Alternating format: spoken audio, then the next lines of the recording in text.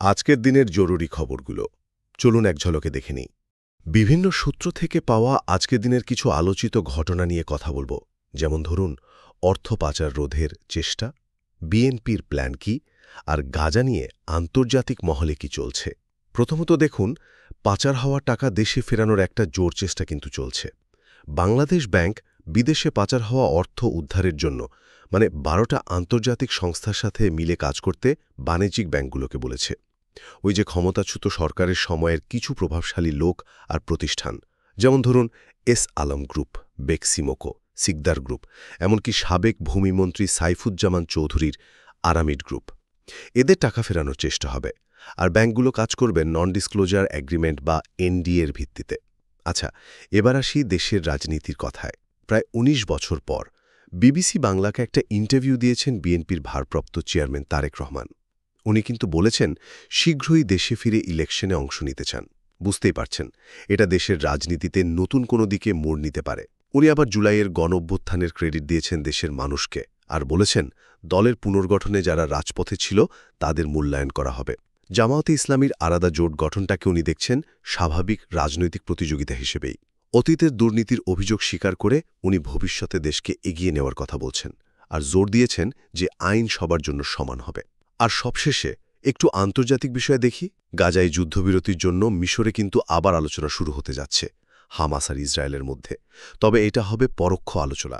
এর ঠিক আগেই ইসরায়েল আবার গাজায় ত্রাণ নিয়ে যাওয়া একটা নৌবহর নাম সুমুদ ফ্লোটিলা সেখান থেকে আটক করেছিল সুইডিশ জলবায়ুকর্মী গ্রেটা থুনবার্গ সহ ১৭১ জনকে। তাদের কিন্তু মুক্তি দিয়ে গ্রিস আর স্লোভাকিয়ায় পাঠিয়ে দেওয়া হয়েছে। আর ওদিকে মার্কিন প্রেসিডেন্ট ডোনাল্ড ট্রাম্প শান্তি আলোচনা তাড়াতাড়ি এগিয়ে নেওয়ার কথা বলছেন। তো এই ছিল আজকের দিনের কিছু গুরুত্বপূর্ণ খবরের সারসংক্ষেপ। নমস্কার। আজ সোমবার ৬ অক্টোবর ২০২৫। ক্যালেন্ডারে চোখ রাখলে বেশ কিছু ঘটনা চোখে পড়ছে। আমাদের হাতে আসা বিভিন্ন নিউজ সোর্স থেকে পাওয়াই খবরগুলো নিয়েই এর ভেতরের তথ্যগুলো নিয়েই আজ আমরা একটু আলোচনা করব। চেষ্টা করব এর প্রভাব আর পেছনের কারণগুলো বুঝতে। হ্যাঁ, ঠিক। আজকের আলোচনাটা তাহলে মূলত বাংলাদেশের সাম্প্রতিক রাজনৈতিক আর বলতে গেলে অর্থনৈতিক পরিস্থিতি নিয়েই হবে।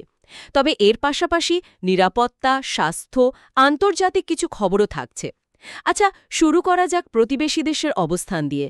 ভারতের পররাষ্ট্র সচিব বিক্রম মিশ্রি উনি একটা বেশ গুরুত্বপূর্ণ কথা বলেছেন কিন্তু। হ্যাঁ, আমি দেখেছি। উনি বলেছেন যে বাংলাদেশের সামনে যে নির্বাচন আসছে তাতে জনগণের ভোটে যে সরকারই আসুক না কেন, ভারত তাদের সঙ্গেই কাজ করবে। এই সময়টাতে এই বার্তাটা এর প্রেক্ষাপটটা ইন্টারেস্টিং লাগছে, তাই না? এই ক্ষমতার পালাবদলের পর অবশ্যই এটা তো একদিকে যেমন প্রতিবেশী দেশের সাথে সম্পর্কটা স্থিতিশীল রাখার একটা ইঙ্গিত দেয়, তেমনি আবার বাংলাদেশের ভেতরের রাজনীতিতে ভারত সরাসরি কোনো পক্ষ নিচ্ছে না সেটাও স্পষ্ট করে। তবে দেশের ভেতরেও নির্বাচনের প্রস্তুতি কিন্তু চলছে বেশ জোরে সোরেই। যেমন ধরুন, প্রধান নির্বাচন কমিশনার এএমএম নাসিরুদ্দিন সাহেব উনি বলছেন একটা আয়নার মতো পরিষ্কার নির্বাচন করতে চান। আয়নার মতো পরিষ্কার কথাটা শুনতে তো বেশ ভালো, কিন্তু আগের অভিজ্ঞতা থেকে যদি দেখি এই স্বচ্ছতা আনাটা কতটা কঠিন হবে, বিশেষ করে যখন সব পক্ষের আস্থা অর্জন করাটা খুব দরকার। চ্যালেঞ্জ তো আছেই, অবশ্যই আছে। স্বচ্ছতা নিশ্চিত করতে উনি কিন্তু গণমাধ্যমের সাহায্যও চেয়েছেন। তবে এই আস্থার সংকট যে শুধু জাতীয় নির্বাচনে তা কিন্তু না। দেখুন, বাংলাদেশ ক্রিকেট বোর্ডের নির্বাচনেও কিন্তু অনেকটা একই রকম সুর, তাই না? আমিনুল ইসলাম বুলবুল বিনা প্রতিদ্বন্দ্বিতায় সভাপতি হলেন ঠিকই, কিন্তু তামিম ইকবাল সহ ২১ জন যেভাবে সরে দাঁড়ালেন, পাতানো নির্বাচন হস্তক্ষেপের অভিযোগ তুলে, সেটা তো একটা প্রশ্ন তৈরি করেই দিল। এদিকে আবার রাজনীতির অন্য খবরে সাবেক সমাজ কল্যাণমন্ত্রী দীপু মুনি, যিনি একটা হত্যা মামলায় অভিযুক্ত, উনি নাকি কারাগারে ঠিকমতো চিকিৎসা পাচ্ছেন না, এই অভিযোগ তুলেছেন আদালতে। আদালত অবশ্য ৪ দিনের রিমান্ড দিয়েছে। হ্যাঁ, আর প্রায় ২ দশক পর বিএনপির ভারপ্রাপ্ত চেয়ারম্যান তারেক রহমানের একটা সাক্ষাৎকারও কিন্তু বেশ আলোড়ন ফেলেছে।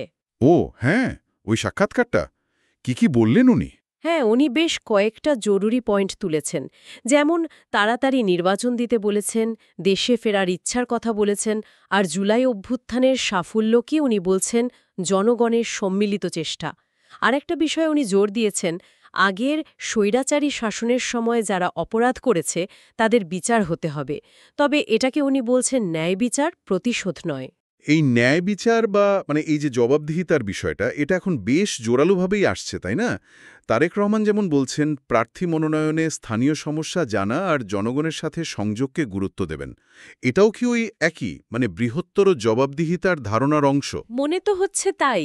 আর এই জবাবদিহিতার ধারণা থেকেই হয়তো জুলাই ৪টার বাস্তবায়নের জন্য গণভোটের একটা আলোচনা হচ্ছে দলগুলোর মধ্যে। এই জুলাই ৪টা হলো অভ্যুত্থানের পর রাজনৈতিক সংস্কারের একটা প্রস্তাবনা আর কি। তবে গণভোটের কথা আসলেই জিয়াউর রহমান বা এরশাদের আমলের গণভোটের কথা মনে পড়ে যায়, তখন স্বচ্ছতা নিয়ে একটা প্রশ্ন কিন্তু থেকেই যায়। এই যে স্বচ্ছতা আর জবাবদিহিতার কথা রাজনীতিতে উঠছে, একই সুর কিন্তু অর্থনীতিতেও শোনা যাচ্ছে, তাই না? বিশেষ করে ওই যে ক্ষমতাচ্যুত আওয়ামী লীগ সরকারের আমলে বিদেশে টাকা পাচারের বিষয়টা, সেটা ফিরিয়ে আনার একটা বড় উদ্যোগের কথা শোনা যাচ্ছে। হ্যাঁ, বাংলাদেশ ব্যাংক দেশের কমার্শিয়াল ব্যাংকগুলোকে নির্দেশনা দিয়েছে। বলেছে ১২টা আন্তর্জাতিক সম্পদ পুনরুদ্ধার ফর্মের সাথে চুক্তি করতে। তালিকায় কিন্তু বেশ বড় নামও আছে, যেমন সাবেক ভূমিমন্ত্রীর প্রতিষ্ঠান আরামিড গ্রুপ, এসালাম গ্রুপ, বেক্সিমকো। আচ্ছা। যদিও আন্তর্জাতিক আইন-কানুন, প্রক্রিয়া এগুলোর কারণে এই টাকা উদ্ধার কতটা সফল হবে বা কত সময় লাগবে সেটা একটা বড় প্রশ্ন, কিন্তু উদ্যোগটা নিঃসন্দেহে গুরুত্বপূর্ণ। অর্থনীতির পাশাপাশি আইন শৃঙ্খলা পরিস্থিতি নিয়েও কিন্তু কথা হচ্ছে, চিন্তা কম নয়। সম্প্রতি আইএসপিআর আন্তঃবাহিনী জনসংযোগ পরিদপ্তর, তারা একটা বিবৃতি দিয়েছে না? বলছে সেনাপ্রধানের বক্তব্য নাকি বিকৃত করা হচ্ছে, দায়মুক্তি নিয়ে সোশ্যাল মিডিয়াতে ভুল তথ্য ছড়ানো হচ্ছে। ঠিক, আইএসপিআর খুব পরিষ্কার করে বলেছে সেনাপ্রধান আসলে সিআরপিসির ১৩২ ধারা সরকারি দায়িত্ব পালনের সময়কার আইনি সুরক্ষা আর আন্তর্জাতিক অপরাধ আইনের মধ্যে যে একটা সম্ভাব্য সাংঘর্ষিক দিক আছে সেটা নিয়ে কথা বলছিলেন। তারা জোর দিয়ে বলছে যে এর এই না যে গুম, খুন বা মানবতা বিরোধী অপরাধের মতো গুরুতর অভিযোগে অভিযুক্ত কাউকে দায়মুক্তি দেওয়ার কথা উনি বলেছেন। এই ব্যাখ্যাটা জরুরি ছিল, কারণ দায়মুক্তি বা ইম্পিউনিটি নিয়ে একটা সেন্সিটিভিটি তো আছেই। ঠিক। আর এই সেন্সিটিভিটির সাথেই হয়তো জুড়ে আছে ওই যে ৫ই আগস্টের পর পুলিশ বা নিরাপত্তা বাহিনীর ওপর কিছু হামলার ঘটনা, আর সার্বিকভাবে মানুষের আস্থা কমে যাওয়ার একটা ব্যাপারও তো আছে। বিশেষজ্ঞরা বলছেন পরিস্থিতি ঠিক করতে বড় সংস্কার দরকার। একদম, আস্থার সংকট কাটানোটা খুব জরুরি। আর জনজীবনের স্বস্তি ফেরাতে শুধু নিরাপত্তা না, স্বাস্থ্য পরিস্থিতিও দেখতে হবে। কিন্তু এখানেও খবর ভালো না। এবছর ডেঙ্গুতে আক্রান্তের সংখ্যা ৫০,০০০ ছাড়িয়ে গেছে আর মারা গেছেন ২১৫ জন। বলেন কি? হ্যাঁ, শুধু গত ২৪ ঘণ্টাতেই ৭৮২ জন নতুন রোগী হাসপাতালে ভর্তি হয়েছেন আর মারা গেছেন ৩ জন। পরিস্থিতি আসলেই উদ্বেগজনক। দেশের এই অবস্থার পাশাপাশি আন্তর্জাতিক অঙ্গনেও তো কিছু ঘটনা ঘটছে, তাই না? গাজায় ত্রাণ নিয়ে যাওয়া নৌবহর থেকে আটক হওয়া গ্রেটার থুনবার্গ সহ ১৭১ জনকে ইসরায়েল ছেড়ে দিয়েছে শুনলাম। হ্যাঁ, এটা একটা খবর। আবার মিশরে হামাস আর ইসরায়েলের মধ্যে পরোক্ষ আলোচনাও শুরু হয়েছে। আচ্ছা। আর বিজ্ঞানের জগতে একটা বড় খবর হলো চিকিৎসা বিজ্ঞানে নোবেল পুরস্কার। শরীরের রোগ প্রতিরোধ ব্যবস্থা নিয়ে দারুণ গবেষণার জন্য এবার ৩ জন পেয়েছেন, আমেরিকার ম্যারি ব্র্যাঙ্কো ও ফ্রেড রামস্টেল আর জাপানের শিমোন সাগাগুচি। অন্যদিকে ফ্রান্সের রাজনীতিতে একটু যেন অস্থিরতা। প্রধানমন্ত্রী সেবাস্টিয়ান লেকর্নু মাত্র ২৬ দিনের মাথায় পদত্যাগ করলেন। সব মিলিয়ে দেখলে আজকের আলোচনা থেকে যা বুঝলাম, বাংলাদেশ এখন একটা বেশ গুরুত্বপূর্ণ পরিবর্তনের মধ্যে দিয়ে যাচ্ছে। একদিকে স্বচ্ছ নির্বাচন, রাজনৈতিক জবাবদিহিতার দাবি উঠছে, অন্যদিকে অর্থনৈতিক চ্যালেঞ্জ, আইন শৃঙ্খলা পরিস্থিতির উন্নয়নও জরুরি, সাথে তো স্বাস্থ্য সংকট আছেই। ঠিক, আর এই সবকিছুর কেন্দ্রে কিন্তু একটাই প্রশ্ন, ঘুরে ফিরে আসছে জনগণের আস্থা পুনরুদ্ধার করা। যখন বিভিন্ন পক্ষ স্বচ্ছ নির্বাচন আর আগের শাসনকালের জবাবদিহিতার কথা বলছে, তখন আসলে এই আস্থা ফেরানো আর দেশে স্থিতিশীলতা আনতে সবচেয়ে জরুরি পদক্ষেপ কোনটা হওয়া উচিত, এই প্রশ্নটা না হয় আমাদের শ্রোতাদের ভাবনার জন্য রেখে যাই। আজকের মতো এখানে শেষ করি। হ্যাঁ, সেটাই ভালো। আজ এখানেই শেষ করা যাক। ডিবেট অনুষ্ঠানে স্বাগত। আজ আমরা একটা বেশ গুরুত্বপূর্ণ রাজনৈতিক বিষয় নিয়ে কথা বলছি। বিএনপির ভারপ্রাপ্ত চেয়ারম্যান তারেক রহমান উনার সম্ভাব্য প্রত্যাবর্তন এবং আসন্ন নির্বাচনে দলটির ভূমিকা এটা বাংলাদেশের রাজনীতিতে ঠিক কী প্রভাব ফেলবে? এই ফেরাটা কি স্থিতিশীলতার দিকে নিয়ে যাবে, নাকি নতুন কোনো সংঘাতের কারণ হবে?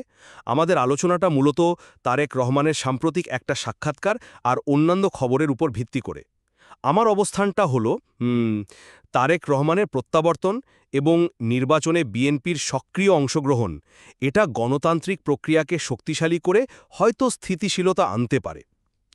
আর আমার মনে হচ্ছে দেখুন, বিএনপির অতীতের কিছু কার্যকলাপ আর তারেক রহমানের এতদিনের অনুপস্থিতি যদি আমরা বিবেচনায় নিই, তাহলে তার প্রত্যাবর্তন রাজনৈতিক অস্থিরতা হয়তো আরও বাড়িয়ে দেবে, আর জনগণের মনে যে একটা আস্থার সংকট তৈরি হয়ে আছে সেটা আরও গভীর হতে পারে। দেখুন, তারেক রহমান কিন্তু তার সাক্ষাৎকারে বেশ স্পষ্ট করেই বলেছেন তিনি ১৭ বছর বিদেশে থাকলেও শারীরিকভাবে সুস্থ আছেন এবং দেশের রাজনীতির সাথে ওতপ্রোতভাবে জড়িত। জুলাইয়ের যে গণ অভ্যুত্থান সেটাকে তিনি একক কৃতিত্ব না দিয়ে জনগণের সম্মিলিত প্রচেষ্টা বলেছেন। আমার মনে হয় এটা একটা ইতিবাচক ইঙ্গিত। বিএনপি তো দ্রুত নির্বাচন চেয়েছিল, সরকারের দেরিতে হলেও নির্বাচন আয়োজনের সিদ্ধান্তকে তিনি স্বাগতও জানিয়েছেন। আর সবচেয়ে গুরুত্বপূর্ণ বিষয় আমার কাছে মনে হয়েছে তিনি দেশ পুনর্গঠনে প্রায় সকলের সাথেই কাজ করার একটা মানসিকতার কথা বলছেন এবং রাজপথের আন্দোলনকারীদেরও বিবেচনা করার কথা বলেছেন। প্রার্থী মনোনয়নেও তিনি বলছেন যে এলাকার সমস্যা সম্পর্কে যারা জানেন, জনগণের সাথে যাদের যোগাযোগ আছে এবং যারা সমাধান দিতে সক্ষম তাদেরকেই অগ্রাধিকার দেওয়া হবে। পরিবর্তিত বিশ্ব আইটি, সোশ্যাল মিডিয়া, কোভিড পরবর্তী বাস্তবতা এ সব কিছু বিবেচনা নিয়ে নতুন পরিকল্পনার একটা ইঙ্গিতও তিনি দিয়েছেন। আর তিনি জোর দিয়েছেন বহুদলীয় গণতন্ত্র এবং আইনের মাধ্যমে বিচারের উপর, কোনো প্রতিশোধের রাজনীতি নয়। এই বিষয়গুলো কি গণতান্ত্রিক স্থিতিশীলতার পথে এক ধাপ এগিয়ে যাওয়া নয়? বলুন। হ্যাঁ, আপনি যে বিষয়গুলো তুলে ধরলেন সেগুলো তারেক রহমানের বক্তব্যেরই অংশ, ঠিক। কিন্তু বাস্তবতার দিক থেকে দেখলে কিছু কিন্তু গভীর প্রশ্ন উঠে আসছে, তাই না? যেমন বিএনপির শাসন আমলের দুর্নীতির যে ব্যাপক অভিযোগগুলো ছিল সেগুলো তো তিনি সাক্ষাৎকারে একরকম স্বীকারই করেছেন বলা যায়। আবার দেখুন, কর্মীদের বিরুদ্ধে দখল চাঁদাবাজির অভিযোগ তো বেশ পুরনো, যদিও তিনি এটার একটা ব্যাখ্যা দিয়েছেন যে স্বৈরাচার আমলে দখল হওয়া সম্পত্তি পুনরুদ্ধার। কিন্তু এই ব্যাখ্যাটা কি জনগণের কাছে সার্বজনীনভাবে গৃহীত হবে? ১৭ বছরের এত দীর্ঘ অনুপস্থিতি দেশের বর্তমান বাস্তবতা বোঝা এবং দলের উপর পূর্ণ নিয়ন্ত্রণের ক্ষেত্রে একটা বেশ বড় প্রশ্ন তৈরি করে। আপনি কি মনে করেন না? অতীতে অভিযুক্ত কর্মীদের বিরুদ্ধে ব্যবস্থা নেওয়ার প্রতিশ্রুতি তো আমরা আগেও শুনেছি, কিন্তু সেটার বাস্তবায়ন ঠিক কতটা হয়েছে? তার প্রত্যাবর্তন যে রাজনৈতিক মেরুকরণকে আরও বেশ তীব্র করে তুলবে, এই আশঙ্কাটা তো অমূলক নয়। আমরা তো এর মধ্যেই দেখছি পুলিশের ওপর হামলার মতো কিছু ঘটনা, আইনশৃঙ্খলা পরিস্থিতির অবনতির খবর আসছে। এই অবস্থায় নতুন করে রাজনৈতিক উত্তেজনা বাড়লে পরিস্থিতি কি আরও ঘোলাটে হয়ে যাবে না? দলটি যে অতীতের ভুল থেকে শিক্ষা নিয়ে আসলেই পরিবর্তিত হয়েছে তার সুস্পষ্ট প্রমাণটা কোথায়?